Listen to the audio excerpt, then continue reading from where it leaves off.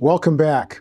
We've played around with the sky and with trees, and now it's time for us to have a lesson on water. Since watercolor is our medium, you would think that this would be the easiest thing to do. However, it's actually very challenging. By practicing a few tricks, you'll learn some ways to make the water part of your paintings really beautiful.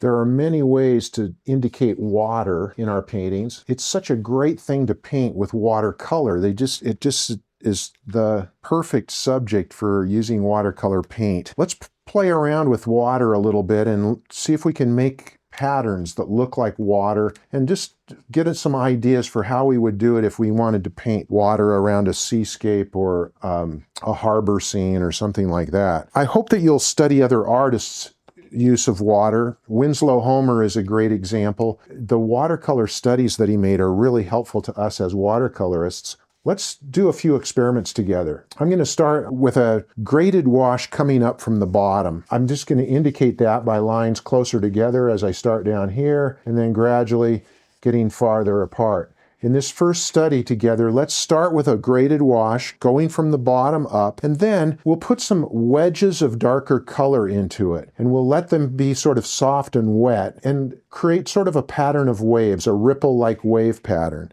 So I'm going to try to come in like with a darker wave kind of shape, like notice it's a triangle. I'm basically making a triangle that's darker here, and then a triangle that maybe comes in from the other side. This would be darker pigment, and another triangle coming in from this side, maybe thinner, longer, add some variety. And as I get out here, it'll be harder and harder to distinguish. These are going to be fairly small waves way back here, and larger as they come towards the viewer. So let's give that a try with paint and see what it looks like. I'm going to put a horizon line on my paper now, and we're going to think about how we would paint a large body of water in this bottom 2/3. There'll be land over here. Let's just indicate the land real quick so our brain knows that there's some hills or something over there on the other side of the bay or the other side of this big lake. So I'm just going to put some hills back here. Okay, I painted that line because I wanted to kind of keep that water line. I'm going to have the hills get higher over there. Yeah, let's go across. Okay. All right, doesn't have to be perfect. We're just throwing a little reminder to our brain that there's some hills back there. Now we've got this whole 2/3 to think about, and all I really want you to concentrate on this short experiment is some patterning that we can use to make this look like there's water here. And this is so much water that the wind and the movement of boats and whatever else has caused, there's a lot of commotion, there's a lot of motion going on. That's what we want to indicate with the way that we use our wave patterns. Let's get this wet, but I do not want to get those hills wet. So I'm going to stop and leave a little strip of dry paper in between the hills and the water. That dry paper will act like a dam and keep our pigment from running from the hills running down or from the water running up. Let's get some deep blue. I'm going to use cerulean blue, which I love so much, and then some ultramarine, real dark and rich. And we're going to start from the bottom on wet paper now with a graded wash, but it's the opposite of our sky. So we're going to go upwards, and that way it'll indicate darker pigment towards the bottom where the viewer is, and it'll be lighter towards that horizon.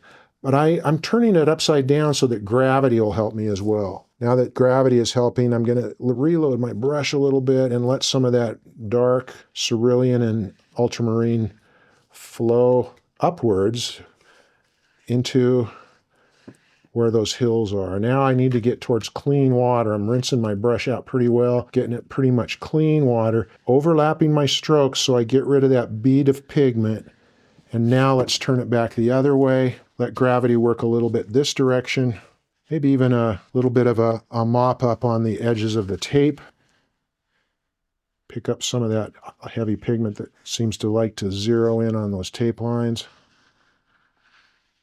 And then mist that a little bit, which will help lock some of those little granules of pigment. The light on the water is lighter back here towards the land. It's kind of a nice effect. It's darker towards us. And now I want to think about putting even some more wave patterning into it. I think I'd like this not to just start running all over the place. Part of the reason is because if I have some clean water in my brush, it'll really repel some of that pigment. So bear with me while I give this a little bit of a dry.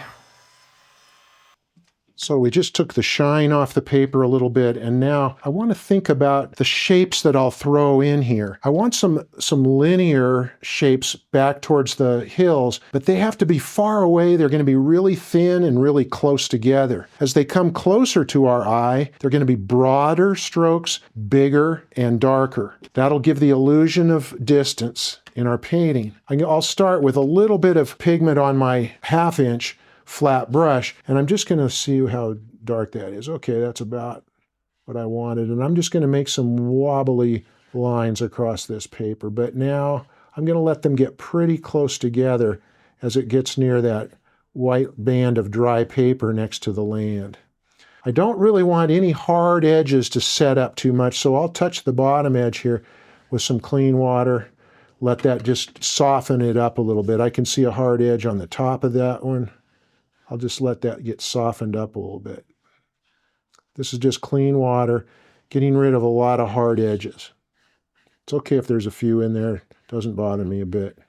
Now, as we come closer to our eye, we need to get bigger. So I'm going to switch over to my 1 inch flat and dip into my cerulean and ultramarine mix. Get my puddle nice and creamy. And now I want you to think of the shapes that I'm going to put on here. I actually think in terms of wedges. And what I mean by a wedge is like a triangle. So take this one for an example. If I put a wedge in from this side, I want you to notice what that looks like. It's wide on the tape, over by the tape, and it narrows down to a point that's within the painting. Then I would need to come in with a wedge from the other side that might go something like this. And what that's going to do is create a zigzag pattern of lighter areas of water, and that will bring my viewer's eye along those waves back into my painting, and I could maybe have a little harbor with some sailboats or something, whatever it is that draws their eye to what I want them to see. But for right now, I'm thinking wedges. So I'm going to load up with some dark pigment of that cerulean and that ultramarine. Let's make a wedge right up here first, about starting out pretty wide at the tape line at the side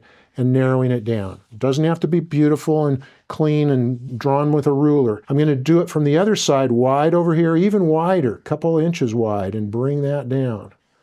Okay, reload. I want a lot of pigment in here. Go across the wedge. This one, I see a lot of the corner of it, but out here towards this side, I don't see it at all. I could put another one up in here, pretty thin, and up in here. Sure. Let's leave it at that for a second and look at the edges. They're getting to be hard right here, and I really am not crazy about having hard edges. I want to soften all of them. So you can do that with your 1 inch or get your 1/2 inch. Get some clean water on it, touch your rag a little bit, and then just touch that top of that edge. Kind of float that along there gently so that breaks that up a little bit. You'll still be able to see the patterning a little bit. And a color I'm going to throw in just for fun is this Viridian. It's a green color that really is a nice complement to my cerulean. I'm going to have Viridian and cerulean. Great names, huh? And I'm going to bring a little of that into my painting because it's a nice accent. Gives a little bit of variety, and you know variety is what we want. I'm going to kind of redo these wedges a little bit so they look a little more clean and beautiful to me with that pigment running out by itself rather than my manipulating it with my brush. I'd rather have the pigment do the work and the water do the work. Now let's see if we can throw a little bit of darker pigment as a little bit of wedges coming over from this top part right up in here.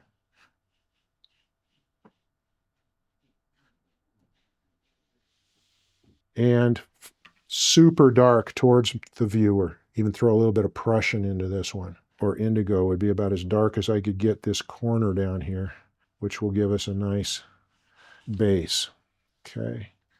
A little bit of that wedge of that going in over there. Maybe overlap that wedge a little bit with it. Overlap that wedge. Okay. And now, in order to let the paint and pigment work, I might mist that a little bit, and then let's let it dry. This is going to leave a spot that's going to be a little too hard for my viewer to understand what's going on. I'm just going to let that get a little bit cleaned up and put a little bit of pigment on that strip of dry white paper.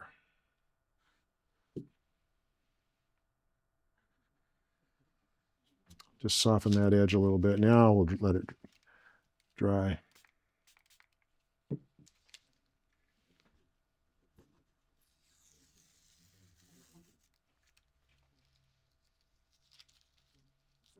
I'd like to talk a little bit about reflections and play around with those. Reflections are what can tell your viewer that that's water there more easily than a lot of other ways.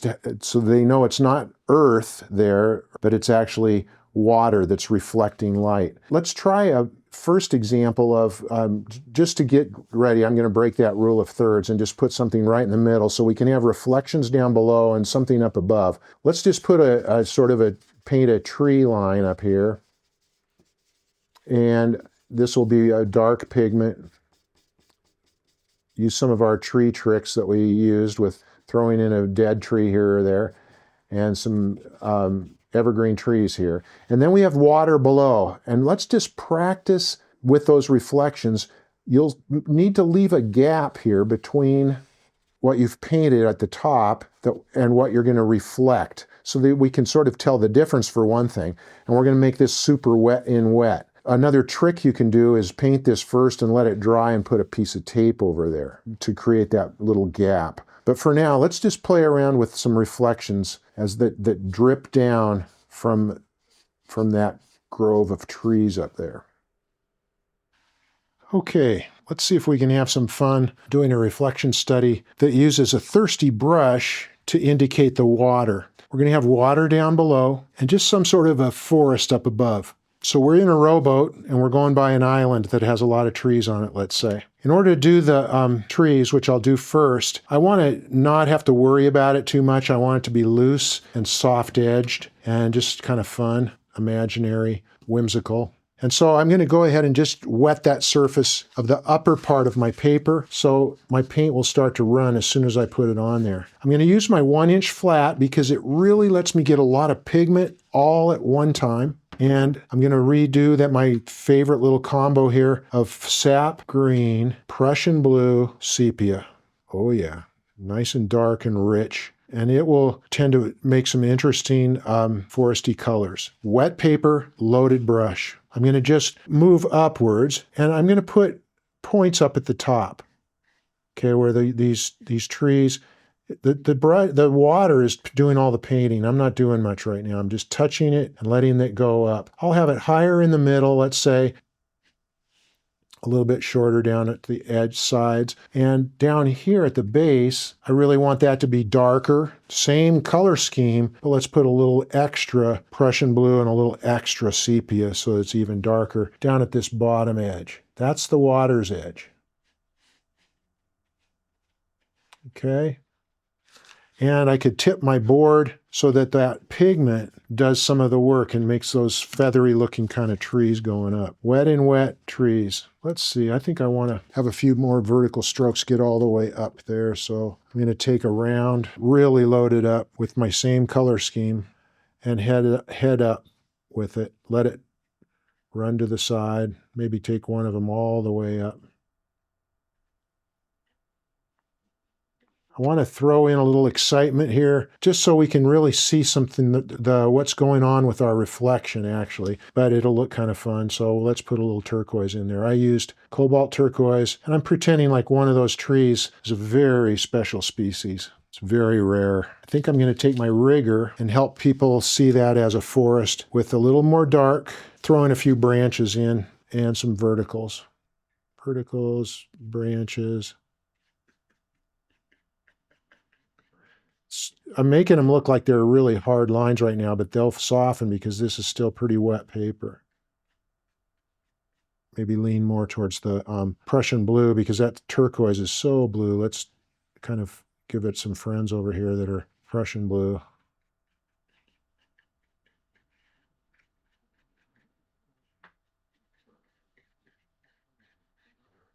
So I'm using the rigger to kind of pull in a few verticals. Let's use a thirsty brush to get some verticals in there. Most of my darker ones have kind of bled out because the paper's so wet. But let me get it clean water on my 1/2 inch flat, hold it in my rag, and then pull it vertically down through my forest a little bit in a few spots. I'm going to put a couple of them close together, and then a single one a little bit off. That sort of asymmetry will help give a little more life to my painting. Notice on that one I broke it. I did half of it up here. I let that cobalt turquoise kind of drift over that, and then I touched it again down below, just for fun. I think it needs to dry a little more. I'm going to dry it and mist it a little bit. I really want texture and looseness and juiciness and just a subtle suggestion of trees rather than, painting every branch. I think I'm going to do a couple more verticals and branches now that it's more dry and not just running all over the place, so that it'll really suggest that forest a little better. Maybe a few more over here.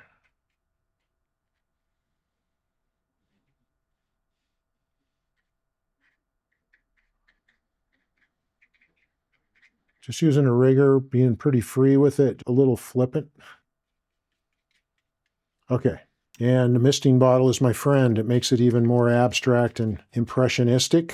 I will leave a little gap of dry paper right there, that white paper line, so that it doesn't accidentally have all those trees bleed down yet. I want to control what happens down below. Now our goal here is to start to learn how to let the paint and water do all the work. Instead of us painstakingly painting reflections, I want to try a more experimental way, loose and juicy, and just have the paint and water do the work.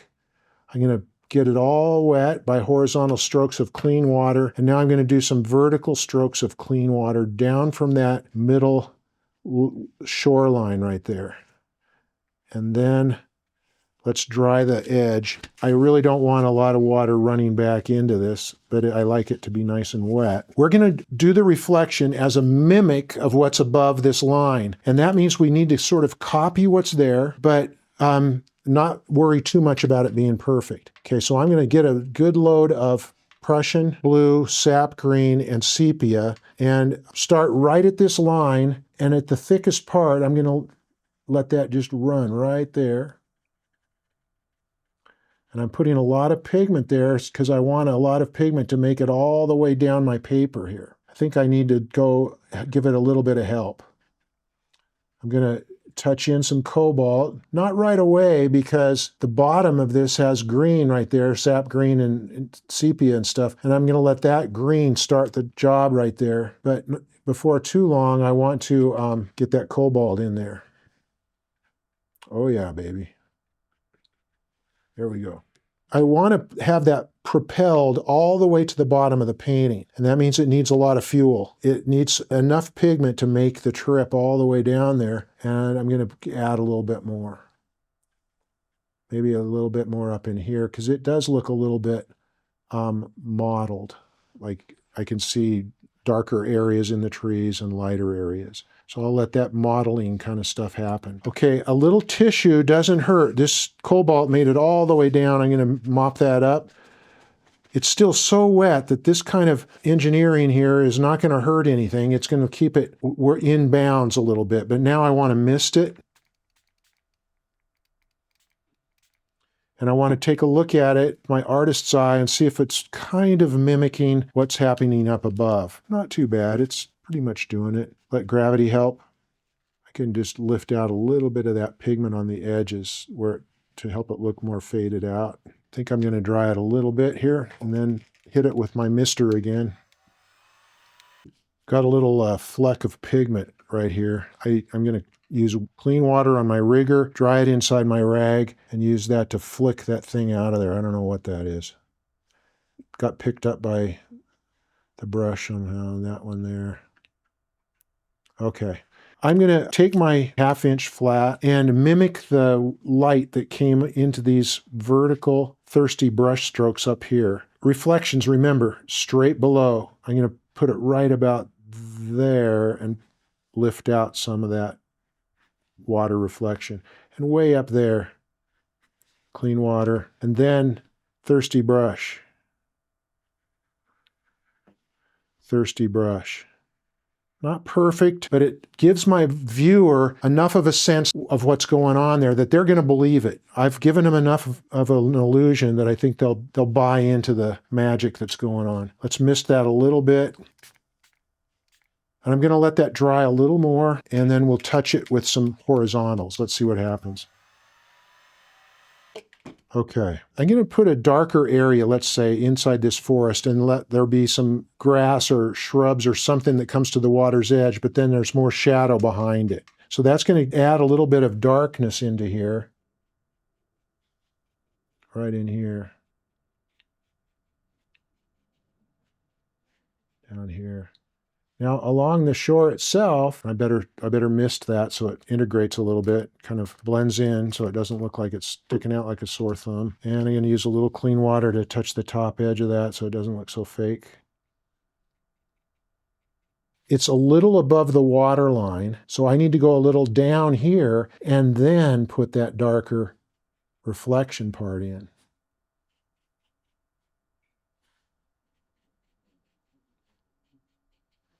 And then I need to mist it. In this case, let it run down. I'll just tip my board. That will be fine. Let the water do the work when you can. It's always going to look more intriguing than if you do it. In the same way, I could have it do it this direction. Loosen up that dark spot with a little bit of mist. Let that run down, which in this case is actually up into the forest. Okay, now I think it's going to be a more interesting and believable reflection. Let's give it a little dryness.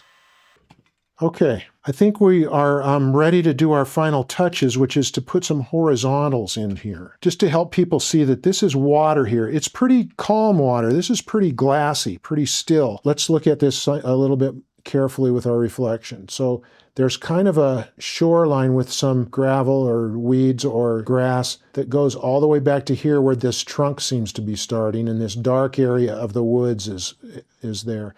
That distance from there, which in real life is about 1/2 of an inch, let's say, I need to go about that far here, and that's why this part is the darker part of that reflection. I think my thirsty brush looks okay where those got lined up, but now let's put a few horizontals for the water. I'm going to clean up that shoreline a little bit, so it's just, I'm using a thirsty brush here, and I'm going to just soften that hard edge a little bit so it's not quite so fake looking, and maybe carry that out clear over to the side over there. And clear over to the side over here. Now, horizontal lines, this line I just did just now, that is going to tell people that this is water, that this is reflecting. So it's horizontals that do that illusion. We do a horizontal with our thirsty brush right here. That's going to start telling people, oh, that looks like a pond. Now you could go all the way across, or you could do a series of little short ones. Maybe do a couple out here, farther out towards the little rowboat that you're in.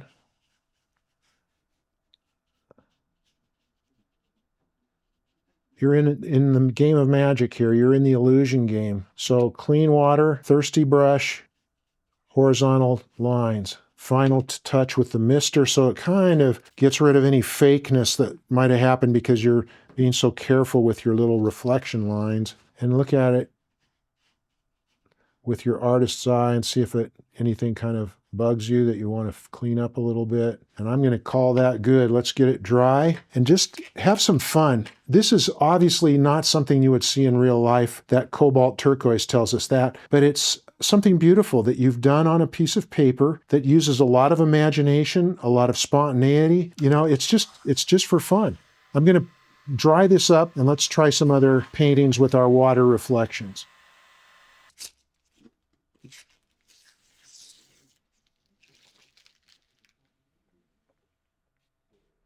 One more little study that I think will help us is if we look at how things reflect in the water in a little more specific way than we did with those trees. Let's put a water line right here, and above this water I'm going to just put 4 fence posts or 4 little piers, and this is these are on the earth. Let's put some grass here to let you know that this is the shoreline up here.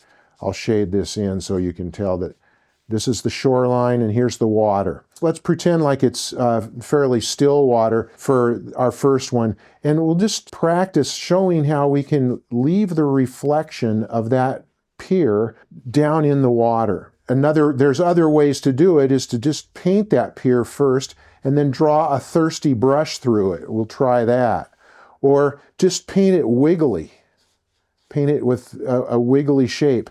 Finally, I think it would be smart for us to have this fence post get knocked over a bit. So I think when we paint it, let's put this in at an angle, because I want you to think about how the angle of that tipped post is reflected in the water. Every part of the object that's being reflected has to be straight below, the reflected part has to be straight below the real part. So the reflected part of this base here has to be right here. The reflected part of this bent over part has to be out here. The only way to do that is to have my reflection go this way. And that's what happens in water. You've got to really look with your eye at what's happening so that you can create it realistically. It's not what you might think with your brain. So let's use our artist's eyes, to do that kind of a reflection. I'm going to pretend like this is a shoreline. Draw a line all the way across your paper. It doesn't matter that I've broken this up in half right now. I'm not worried about this composition. This is an experiment to help us understand reflections. So I'm going to pretend like this is the shore back here. On the shore, we've driven 4 posts. And the posts are not right up against the water's edge. Okay, so when we paint these posts, there's going to be a space right here. And that's an important part of our study. Let's paint our posts. It doesn't matter what you use to paint it with. I'm going to go back to my puddle of cerulean and ultramarine that I'd started and put a little bit of sepia into it. And then I'm going to use a 1/2 inch flat and just make my post with 1 stroke. Doesn't have to be a beautiful post. I'm going to make a second post and a third. Better reload. Let's give yourself some space in between these. On our 4th, the post got kicked in, or a truck backed into it, and so it's knocked over, and it's going to help us understand reflections a little bit better. So this post, put it at an angle, but it's still not at the very down by the line. It stops short of the line. That's because there's some earth in between. There's some grass in there. I'm going to actually indicate that grass so our brain kind of remembers what's going on. Let's take our 1 inch flat, 1/2 inch flat, and put just a few little gestures of grass underneath these posts, so that you can remind yourself that that's all grass up there, this is all water down below. In fact, it'll help us to just put a little wash of blue onto this water. Not that water's always blue, in fact, it rarely is. I hope you'll start looking at water now with your watercolor eyes and notice that it's all shades depending on the sky and the temperature, the weather, what's being reflected. It can be a very green, water can be very green, it can be very gray. Okay, it doesn't have to be a beautiful wash. I've given it a little bit of a softness, which will allow us to kind of play with the reflections that we create here. I'm going to dry that a little bit so that we can talk about how wet the water is in order to make your reflections. It could be completely dry and still work. Okay, so we'll dry that up a little bit and get our run back problems out of the way. Okay, now I'd like to just start by saying that this post right here is leaving a reflection in the water. Of course, this grass would not see it. The grass is going to just stay green. It's not going to have, it possibly would have a shadow on it depending on where the sun is. But what we're interested in is that what we would see if we were in our rowboat going along this shore and saw these 4 posts over here. The first way you can paint a reflection is just to paint it just like the post. And it's just downward. It's somewhat lighter. You could have a little less pigment in your brush. That is for a pond that's very still. Let's face it, that's pretty much like a glass mirror almost. But if you look at it now, it does look like a reflection. Partly because I didn't put any blue shadow or anything in this grassy area. I let that just stay there because the part that's reflective, of course, is the water. Now let's try it with the water moving a little bit. I'm going to still load it back up with the same colors, but this time, instead of coming straight down, I'm going to go ahead and enjoy some wiggling. I'm just going to go back and forth. I'll even leave a gap. back and forth, wiggle.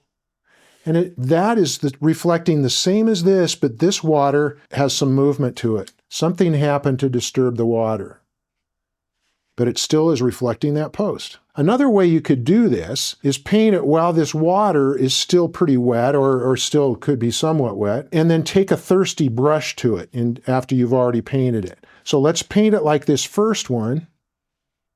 Actually, I think I need a little more pigment.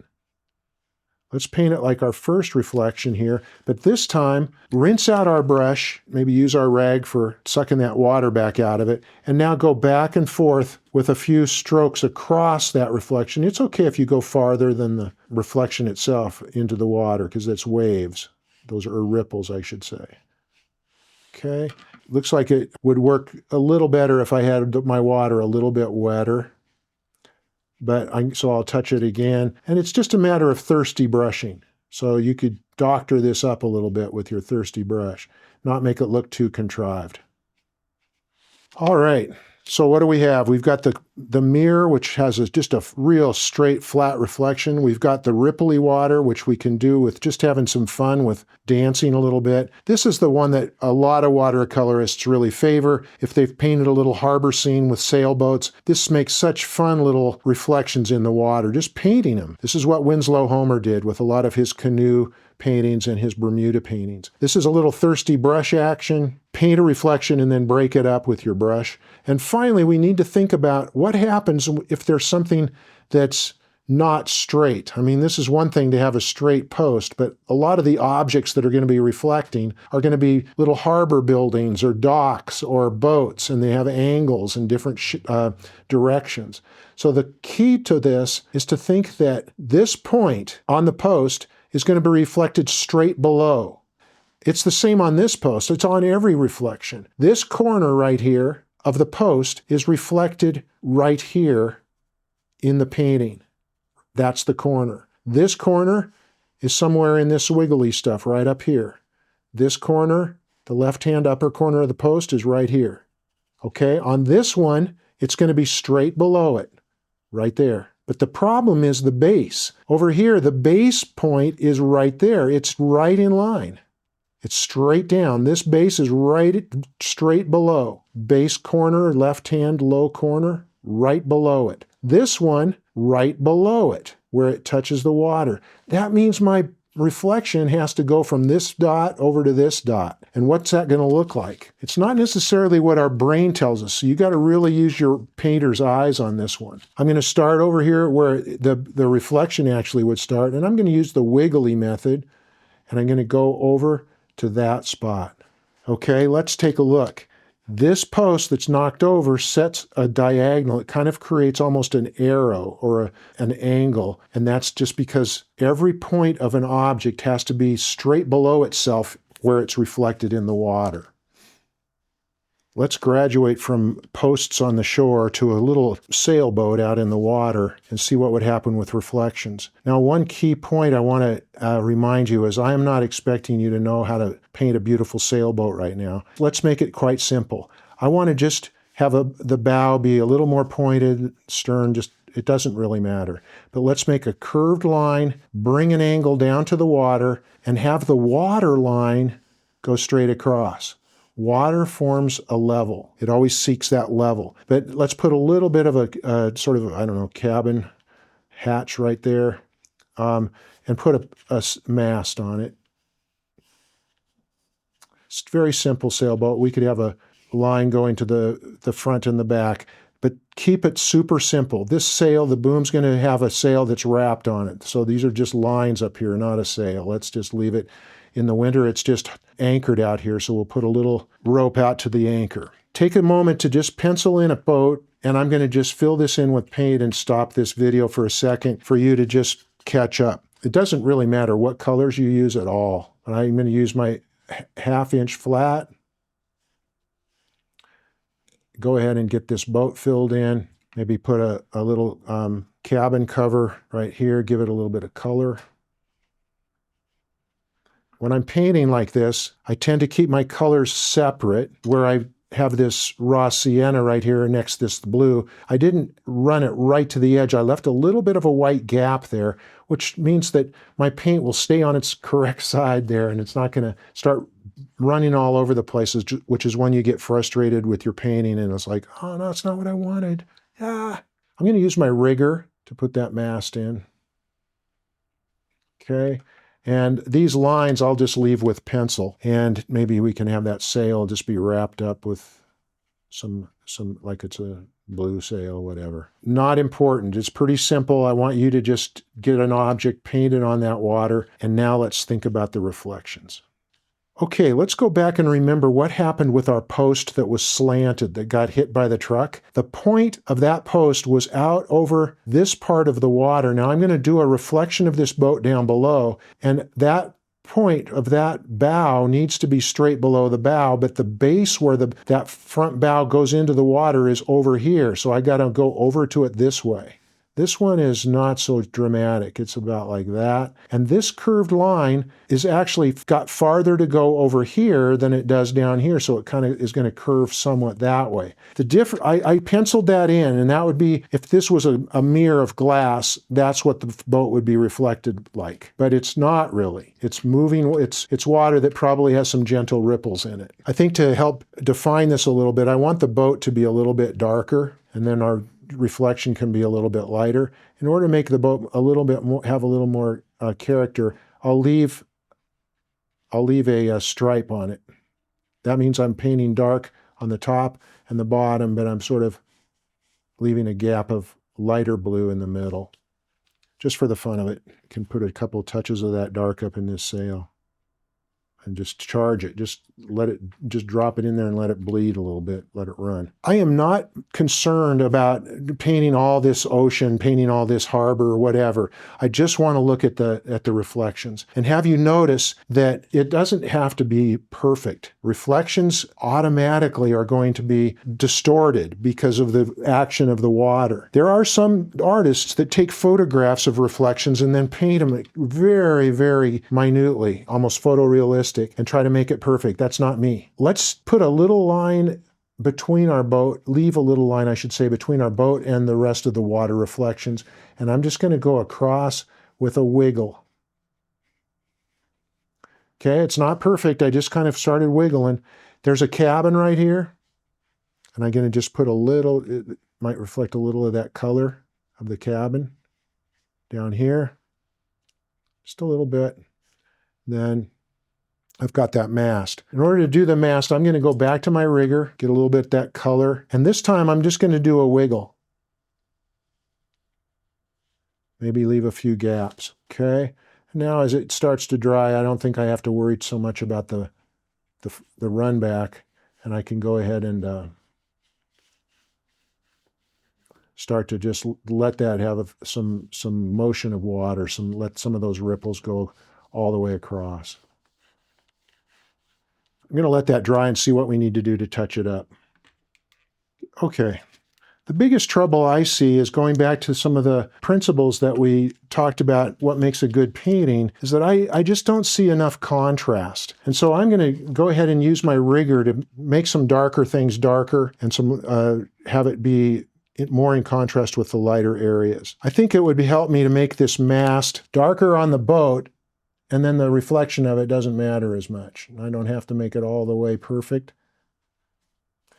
I'm going to make this little cabin hatch be a little darker on this front end. Give it a little bit of variety. Leave some of that nice raw sienna color there. Darken in this bow a little bit, and especially where the boat hits the water, I want that to be my darkest area. I'm going to use a little bit of Prussian blue right there. It's okay if it runs now because that's dry where the water is. At least I hope it is.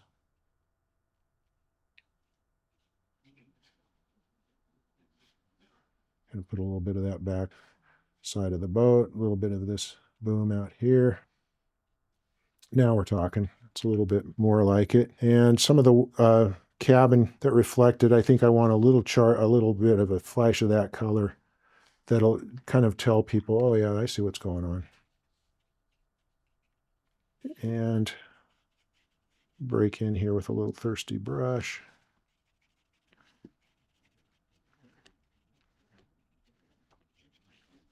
You can decide if you like pencil lines on your drawing or use your rigger. It's what it was made for, really, is to do the ropes on a ship. See, we could just run that out with our, not enough pigment. Run that out with our rigger. Just going to leave it a little sort of suggested rather than actually try to be perfect with it. Just find that if you punch out the darks, it's going to be darkest right at the base of the boat, and then it gets lighter out in here. But I wanted to have a little bit of unity in my painting. But remember, what we're studying here is really how those things reflect. Well, we had a chance to practice some water techniques and look a bit at reflections and color. I hope you continue to practice using water in your paintings. It can add such a soft, gentle, and beautiful element. Now that we've practiced some basic elements, sky, trees, and water, we're ready to start putting them all together into a complete composition. Hi, I'm Bob. Thanks for watching this video. I hope you'll go by my website at watercolorwithbob.com. That's where you'll find an interactive outline of the whole course. You can also share your work with me and your fellow students. One thing I really love about watercolor is how accessible it is. That's why I realized it was important to me to put this course out for free. That said, it would mean the world to me if you would support this work. You can like it, you could share it with your friends, you could subscribe to the channel, you could also visit the gift shop or even make a donation. Thanks so much. See you on the next lesson, and happy painting.